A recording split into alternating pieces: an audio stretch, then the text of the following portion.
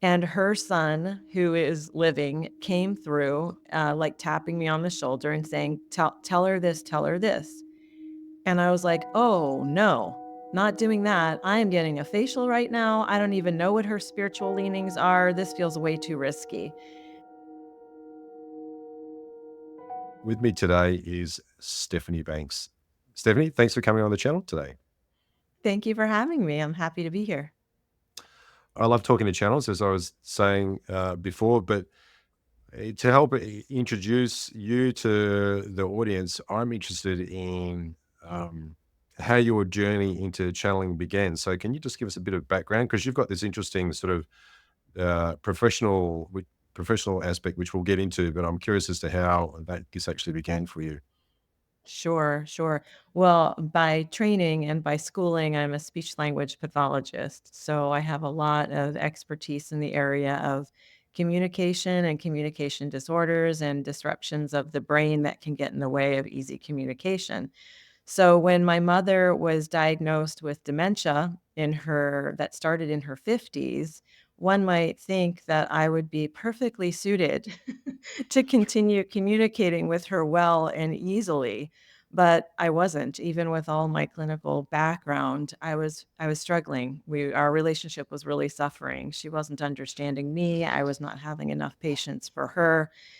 And so I had a best friend at the time who channeled, and I'd never heard of channeling before. It was not part of my upbringing. It wasn't part of of my spirituality. But I watched her do it, and I watched her connect with souls who were here on the planet. And I thought, what a great idea to help me with my mom so I can ask all the questions that I don't have the ability for her to understand right now. So she channeled my mom while my mom was in her body. She channeled her soul.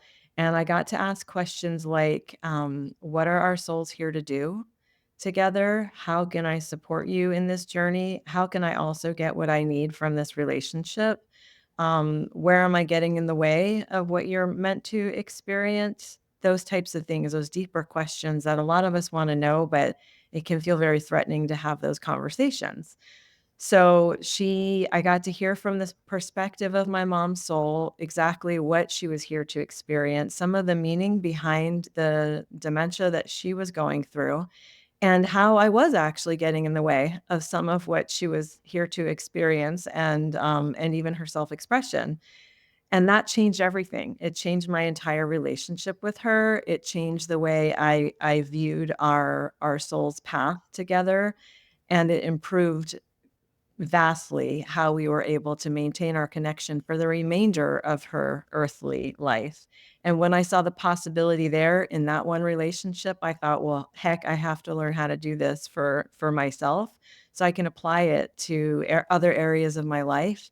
And I did. And then I thought, well, heck, if I can do this for myself, then I want to teach other people how to do it as well. So that's what I'm doing now. Well, that's a pretty radical way to tackle a communication problem is to go, okay, well, I've got my friend who's a channel. Why don't we just do that? Is it something that your friend suggested, or did it just pop in your head and go, oh, that's definitely what we could do? No, I don't know, she might have suggested it. This was so long ago. But the essence of it was that I had by then attended a number of groups where I observed my friend channeling for other people.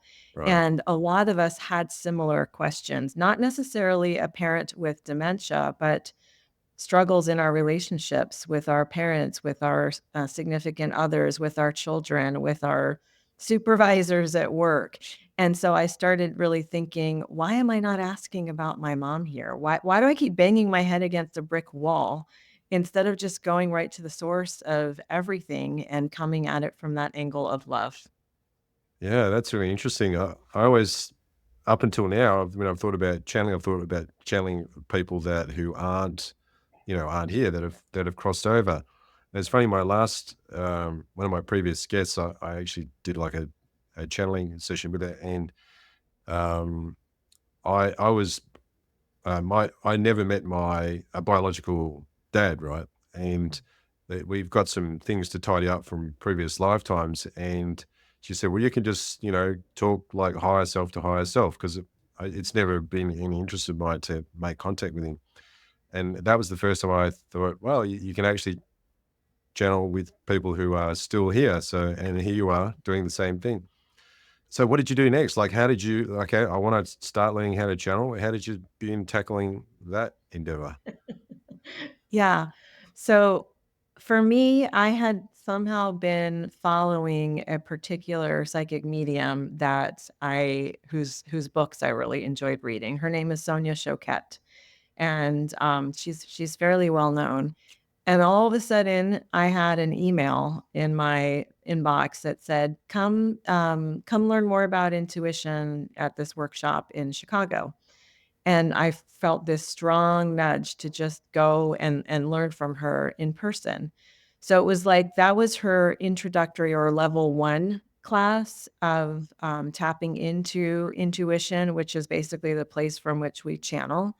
And she's such a clean and clear medium and psychic, and she has humor, which I really value those that can use humor, and it was lighthearted, and it wasn't all this seriousness around it. So I took the rest of her courses. I took basically through her teacher training level because I really was taken with, um, her style and also what I saw in my life of how it was affecting me and how I was able to apply this.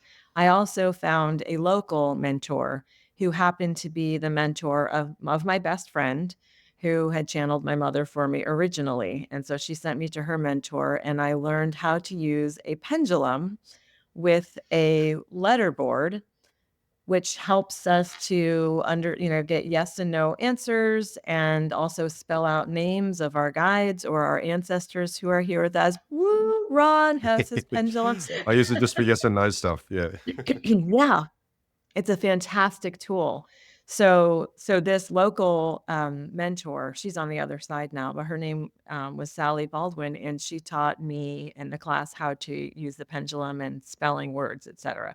So that blew everything wide Right. open as well, and I just couldn't get enough of the learning and as much as I wanted to absorb. I remember the moment, though, that I received the nudge, the strong nudge, the shove, actually, that I was meant to start channeling for others, outside of my family and friendship circle.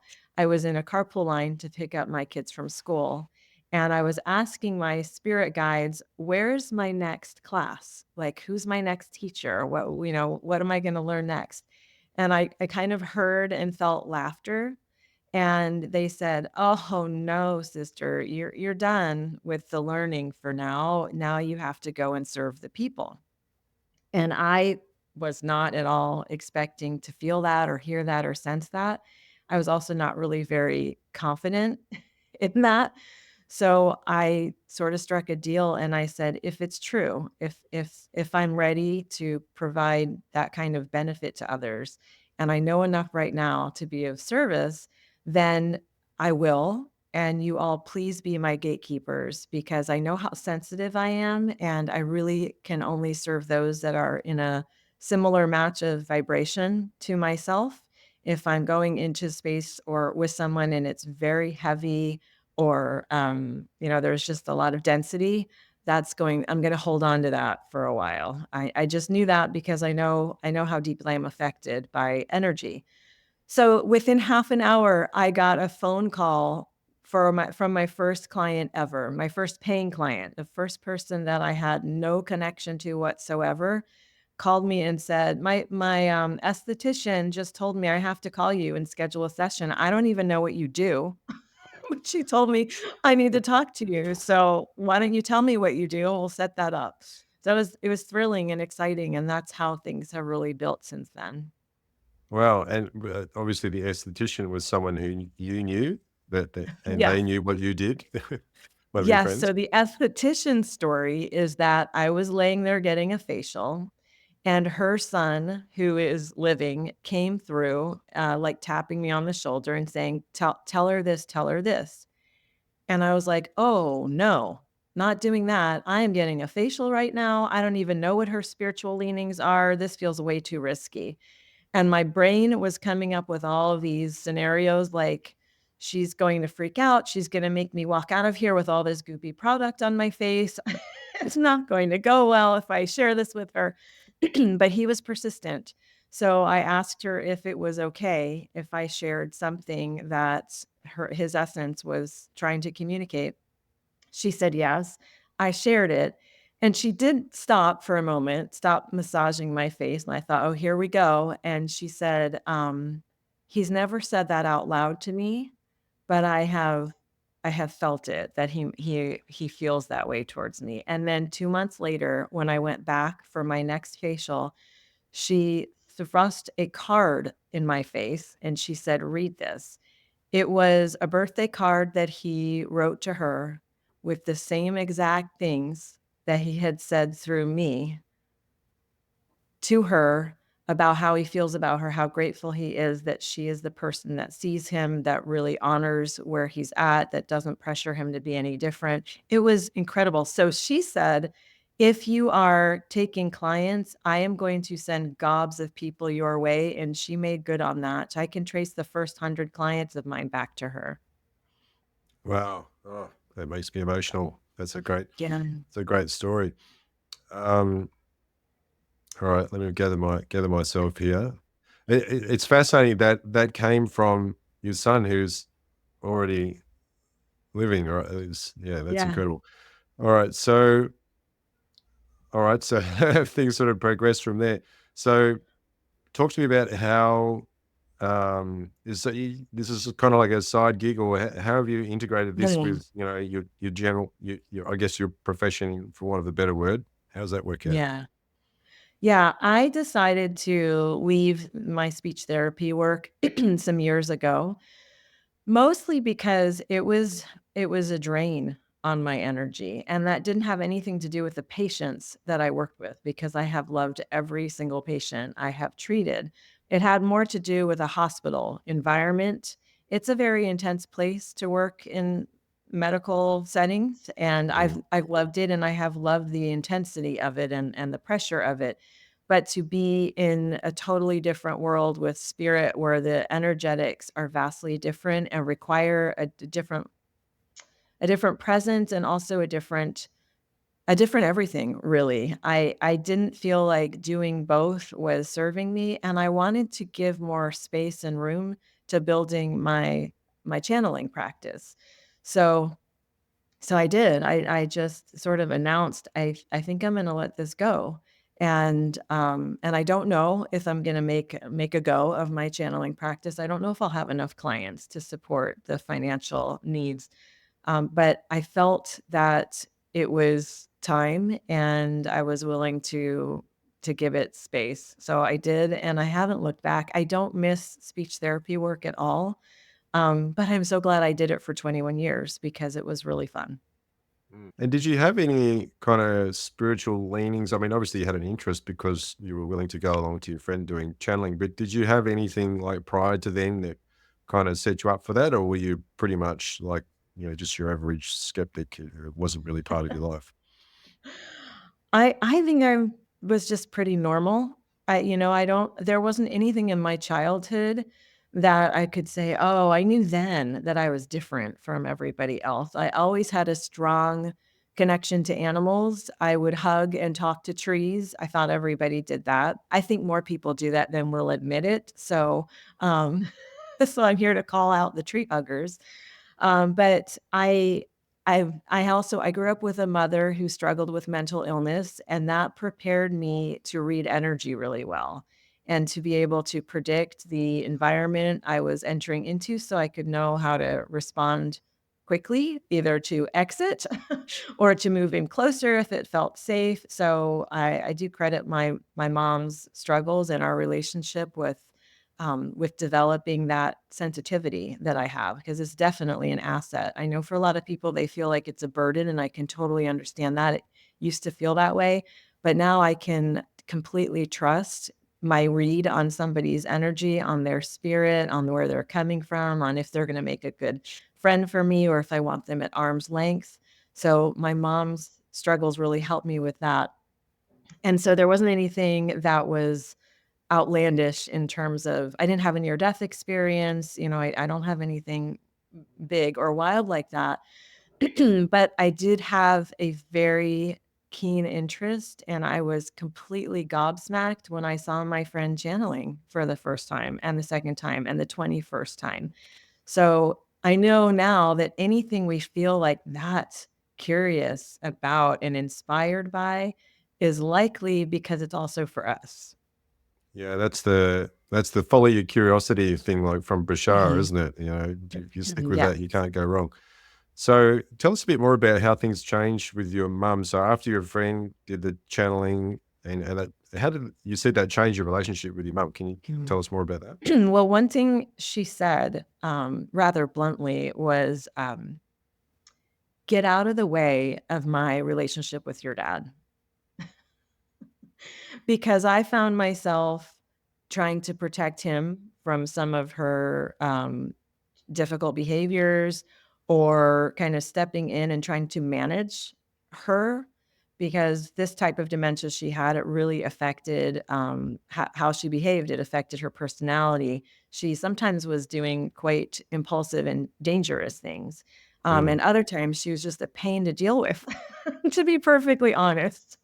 So I was sometimes unknowingly interfering with what their dynamic was.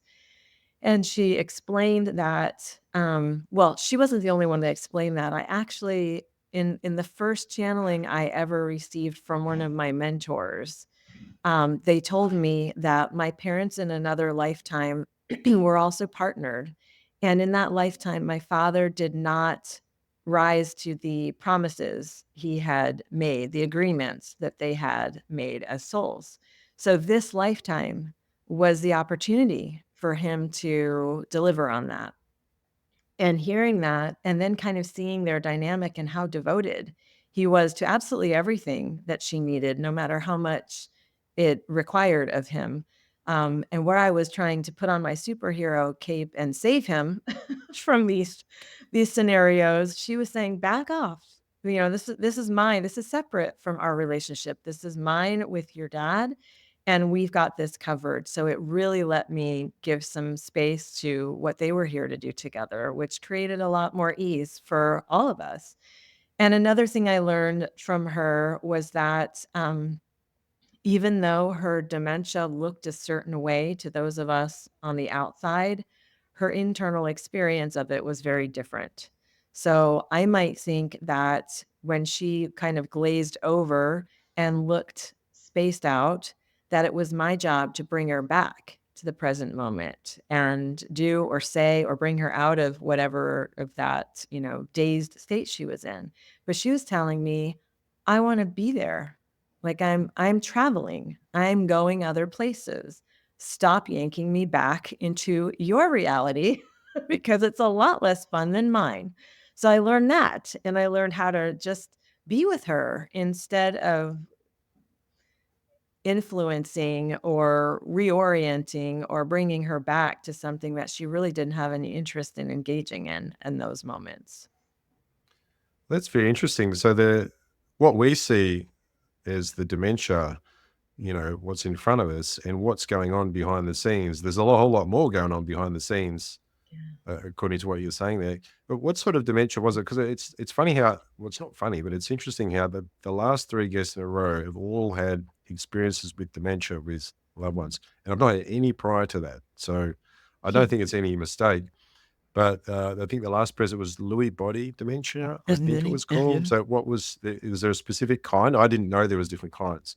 Yes, there's many different kinds actually, and they present very individually and differently, and also having differences within the person that is exhibiting the characteristics. But she had what's called frontotemporal dementia, and it affected the frontal lobes and the temporal lobes of the brain. And so everything that those areas deal with, executive function, processing, etc., that's what was breaking apart. And the drastic changes in her personality, she would have very rapid mood switches, which are also part of that. So it looks very different than Alzheimer's. Most of the time, people think it's all lumped into the Alzheimer's category, but it's not. Dementias are varied. Okay. Yeah, I can. I can see how, like, you remove that filter that, is part of our executive Mhm. function in our forebrain, and then things get pretty wild after that. Um, so how has your understanding of life, death, and consciousness evolved through, since you've started channeling? Has there any change there? Mhm. Yeah. I well, I have the best relationship with my mom now, that she's on the other side than we ever had. It's just easy and joyful and filled with laughter and wonder. She literally sends me a particular male cardinal. Since she passed, it comes to my window at my home every day, multiple times. It's been 11 years since my mom has passed. I don't even know if the bird lifetime is quite that long, but I am telling you, a male cardinal comes multiple times a day, almost in a harassing way, and just stares and pecks and wakes up my son at all hours.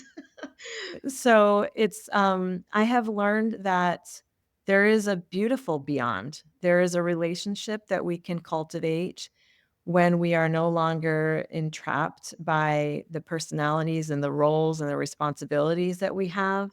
And because of what the channeling did in while my mom was still living and allowed for me to heal and repair some of those aspects of our relationship that were really very sticky for me, I think our post life relationship, our relationship in with her and the beyond is even more rich because of it. So I have a totally different perspective on the afterlife. I don't fear, I don't have a fear of death as many are trained to fear. I'm not like gung ho, like let's go. I have a lot I'd like to do here.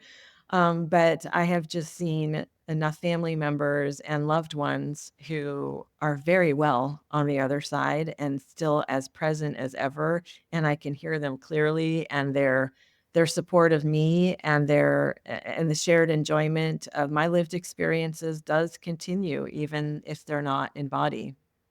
So how do you prepare yourself to channel? Do you have a particular process? How does that work? Yeah, I'm really committed to my self-care. And I think that's everything. So I call it bodacious self-care because it's ongoing all day, every day. And there are certain things that will reset my energy really effectively, like going out into my garden and being with the dragonflies and the butterflies and the fruit trees and the vegetables I'm growing and the magic that occurs there because nature is pure magic to me. I cannot believe what happens while I'm inside the walls of my house. What happens out there? It's glorious. So that is a reset and that's definitely part of my self-care. Meditation is part of it. If we can't get peace in our minds or just a little bit of space between our thoughts, then I don't think we can be clear about anything. So that's very important. And it's not just sitting in silence. That's not usually the way that I meditate. Sometimes I'll do walking meditations. I have 4 dogs, so I am always walking, always outside. And animals, by the way, also are another energetic reset for me because they're such pure positive loving energy. Um, so back to meditation, chanting, that is part of what's really helpful. I do a Kundalini yoga practice, which really centers me and creates the open portals for me to connect. Using a mala, I use mala beads and chants with those. There's so much that I and dark chocolate, by the way, not kidding about that. That is part of self-care. As opposed to not dark chocolate, or is there something special Yeah. about dark chocolate? Yeah, I don't think the other chocolates are actually real chocolate, so dark chocolate for me, that's Right, that's like what does it. 95%, Oh that gosh, no, qualifies? that's so bitter. Yeah, no, I'm not opposed to sugar, so something below that. But yeah, I just find it, and food in general, you can choose high vibrational foods or you can choose highly processed lower vibe foods, and I'm definitely not opposed to processed foods either, I enjoy those, but I do know that I am much clearer when I am fruits, vegetables, whole grains, cleaner diet, a compassionate diet, I call it, than when I'm eating junk food or something of that nature. Okay. So, what's the reaction been from your family and broader relatives as you've gone on this journey? How did that work Yeah. out? I was nervous about that at first. I told my sister first, and she and I are very close, and I had told her that, I've been learning how to channel, and so cool, what does that mean? 'Cause I explained to her because I had been sharing with her about the groups that I'd been attending with my best friend, but she hadn't experienced it, and she said, "Oh, well, that's nice because, the other day I saw our grandfather who was on the other side in my kitchen." My sister tells me this, and I was like, Wow. "Oh, what?" Mm. Just decided to So tell me now? exactly. So she was so open to it, and I have channeled for her a number of times, and she loves it, and she's been part of my groups, and it's been wonderful. And then my dad, who sadly recently transitioned just a couple months ago, he was a very left brain guy, who was very, very focused on problem solving and linear thinking and yet also super intuitive, and I thought for sure he might think me very strange to share what I do, but he was a big fan of it, and there were times when we would go out to dinner, just us, and he would share something going on at work, and I would say, "You know what? I'm getting a lot of insight around this that's coming from your team that you don't see, but can I tell you?" And he'd listen, and then sometimes he would go into work the next day and gather the people that worked for him, and he'd say, "So I was speaking to my medium last night, and here's what she told me." There's something going, "Ah, here we go again." Exactly. So I love that he used to tell me, "I don't understand what you do, but I know you are really good at it, and you are helping a lot of people, and I think it's amazing." And that's really all any of us wanna hear really, right? It doesn't have to be totally understood. The truth is that I don't understand all the facets of what I do. There's mystery in it all over the place. That's also why I like it. But to hear that from him meant a lot. Wow. And I'm sorry to hear about your dad. I think. I've become quite fascinated with the death process, even though I'm pretty far from that, I think myself. But um, because people don't often talk about it, it's like as my own parents get older, I think, well, at some point, we're all going to have to deal with the fact that there's a limit to how long we're here for. So, do you mind sharing? Like, I know it was recent, and it's completely fine if you don't want to, but I'm just interested in how was it sudden, or were you sort of prepared Mhm. for it, and how being with your experience being a channel, did that help you, or do you mind sharing about that? Mm. Yeah, I don't mind talking about it at all. In fact, I'll take us back 11 years to my mom's passing because that profoundly affected me. She was at home in hospice care, and each time she would be what the hospice nurses would call imminent, meaning that all the signs were that her death was very, very close, minutes away, perhaps. They would call us in or call us home, to her home. So, because if they knew we wanted to be with her. And every single time this happened, as soon as I would walk in the room and stand by her, take her hand, she would revive, as in her breathing would stabilize. She would no longer show the signs of imminent death. And the first time I thought, "Oh, well, that was really beautiful. Wow, what a powerful experience." The second time it happened, I thought, what's going on here? Because at that point in time, I really did want her to have the peace of leaving the body. Like, she was already completely disengaged from the outer world. She hadn't been eating, she hadn't been drinking. Nothing about her existence looked pleasant. I The third time it happened, it was a different hospice nurse. She came in to advise my father and I that my mother was imminent, and of course, I was, I almost rolled my eyes probably. And I said, "We've heard this before. Forgive me if we don't run to the back of the house, but are you sure?" And she said, "I know what I'm looking at, and you told me you wanted to be with your mom. So if you want to be with your mom, I'm telling you now, you need to go." So we went to her room, and I stood at her bedside, and I put my arms just out, kind of almost encircling my parents, and I just closed my eyes. I was just putting, like, beautiful, loving energy around them. There wasn't anything magical I was doing, I promise. And she revived again. And the nurse grabbed my hand and said, "Come in here." She took me into the bathroom and she said, "What are you doing?" She Wow. said, "I have not seen anything like that before. You came I know your mother was going. I took notes on all the signs." And she said, "As soon as you put your arms out around your parents, she went into a peaceful, calm, breathing state, and I no longer have the same clinical signs that she is going to pass very soon." And I said, "I don't know what I'm doing, but I really would like to figure it out because I want to stop doing it." It's just dragging. It felt like it was just dragging things out for everybody. I wanted her to be at peace, of course. Um, but she said, "I'm writing a book and I'm putting you in my book." And she apparently did put that story in the chapters that she wrote as a hospice nurse. That day, though, my mother did finally transition. It was maybe just some hours later, and it was imperceptible. She did not show those obvious signs. She just slowly and peacefully let her last breath happen. And I was so relieved that she got to have that peaceful experience.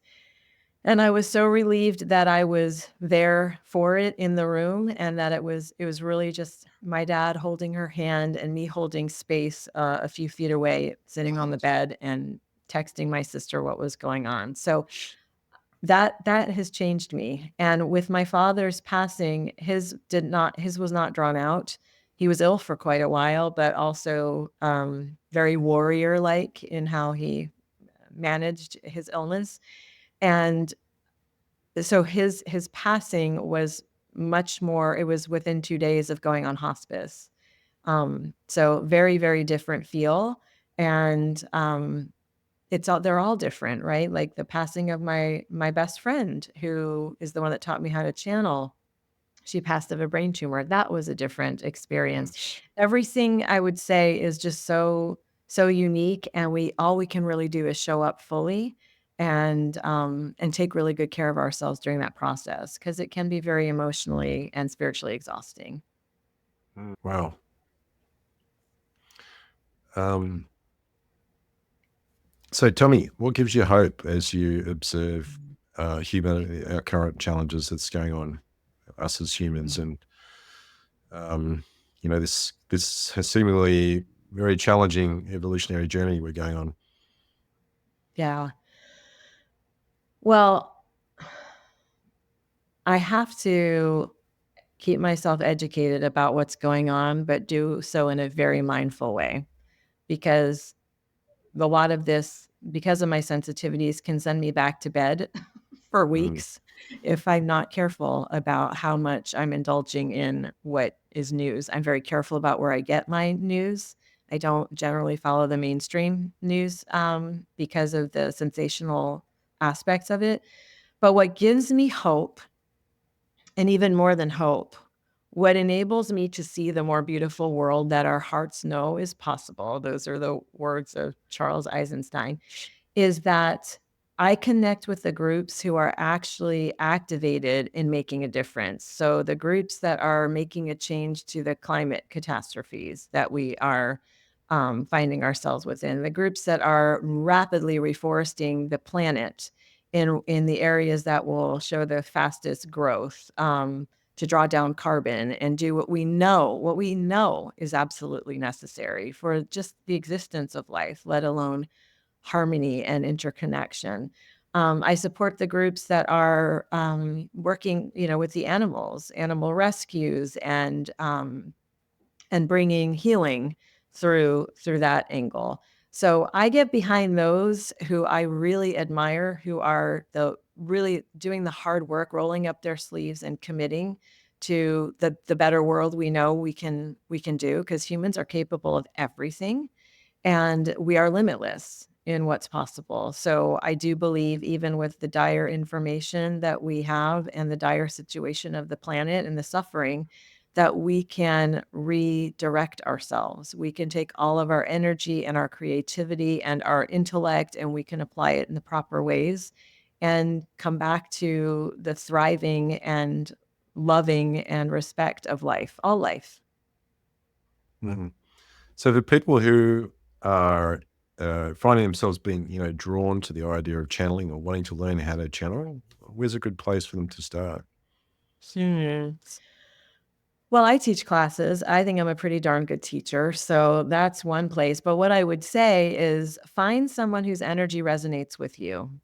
Because I have had clients come to me and take my classes, and they've said, I'm just coming out of a class in which I was made to feel badly about my gifts or my skills, where they were, where they weren't, or I was humiliated, or they've they've had a unpleasant or negative experience. So be really, really, really choosy about who teaches you. And I do think we all need mentorship. I have mentors. I've always had mentors. That's where I've done my most important growth and work. And and going to the classes is very important. Reading books is great and watching videos, awesome. You can definitely learn a lot from that, but there is something irreplaceable with working live with a person who's really deeply listening to you and attuning to what your story is and what your soul wants to speak to.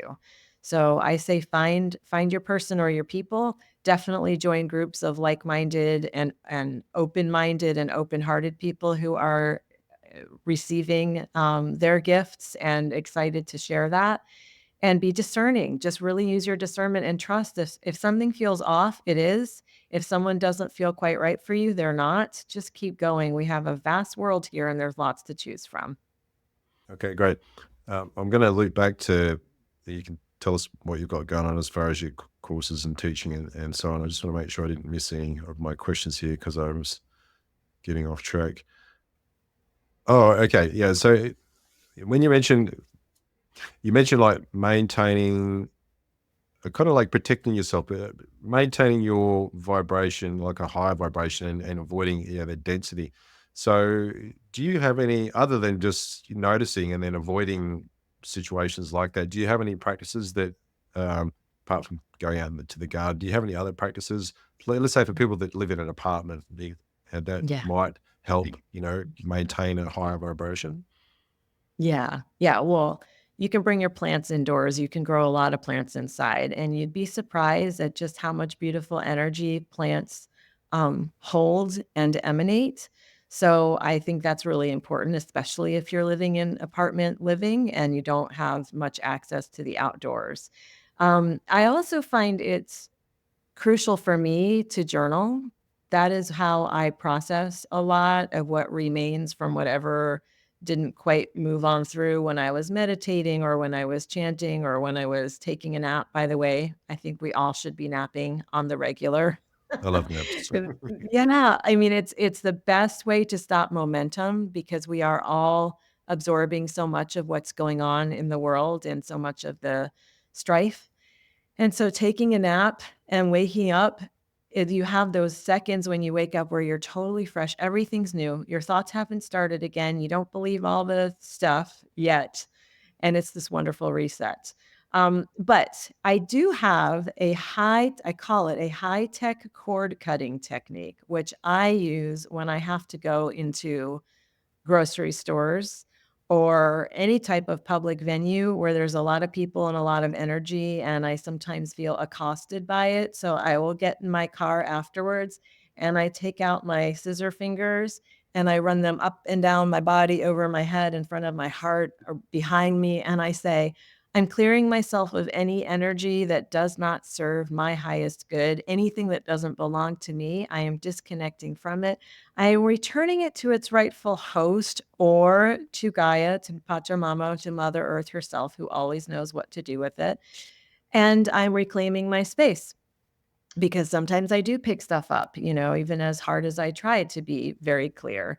All of us have protector guides. We have guides that protect our energetic space. Use them. I will say to them, I'm about to go into this scenario here, and I could really use a bigger energy field. Please bounce everything off of me. I don't want to feel any of it. And I can feel them going, "We got you, sister. We're on it." They run out ahead and just deflect, deflect, deflect, and I always feel better for it. So use your guides of protection and energetic support. So tell us a story about the most memorable experience that you've had in your life as a channel, Oh my gosh, the most memorable. or one of the most memorable then. I'm totally blanking on on identifying one now. Well, I'll tell. I'll give you, well, if it had angels or ETs, I'm up for that. Oh, okay. I've channeled both, and not to diminish, but they don't pop out for me as the most memorable. Because I'm so also in this 3D world. I have so many three-dimensional pleasures, things, colors and fabrics and foods and people and such. But I'll just tell a funny story. I don't know why this is coming to me, but people find my work in a variety of ways. Most of it is word of mouth, but every now and then someone gets literally hit in the head, and that's how they find my work. And one client who found her way to my class was she had her iPad on a table doing yoga. She was watching a yoga class on her iPad. She was on the floor doing stretches. Her iPad fell off the surface, hit her in the head. And then you know how YouTube will just find another video for you somehow? So it found my TED talk, my TEDx talk. It played it for her as she's rubbing her head, like, what just happened? And she watches my TEDx talk, and she had just been asking, she told me this afterwards, just before she started her yoga, she said she was asking her guides. By the way, she's a professional medium. So she was asking her guides, I need a new teacher, and I don't know who that teacher is. So please help me find my new teacher. So then, of course, her iPad hits her in the head. The video plays of me. She reaches out to me. She shows up in my class, and I will never get tired of that story because that is bonkers, and I just love it. So that's kind of a wild story to share. Yeah, it makes sense really, because if she's already a channel, she'd really need like a very clear message. And they thought, Mhm. I know what we'll do. We'll drop that iPad on her head. That'll sort it out. Yeah, That's great. It's good, exactly. good story. So if people want to get in touch with you, Stephanie, how do they go about that? And tell us about, can you just give us an overview of your classes and whatever else you've got going on? Sure. They can go to my website. It's soulinsight.com.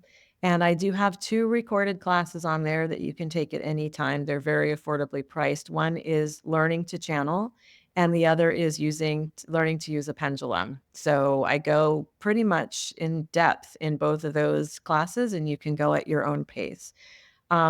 You can schedule private sessions as well. That's where the majority of my clients really appreciate that one-on-one time. So in a private session, we can channel your higher self, the higher self of anyone here on the planet with you, ancestors and loved ones on the other side, your cat Fluffy, your great aunt Trudy. I have channeled houses before because we're just tuning into energy. So houses have stuff that they want to say and things that they need.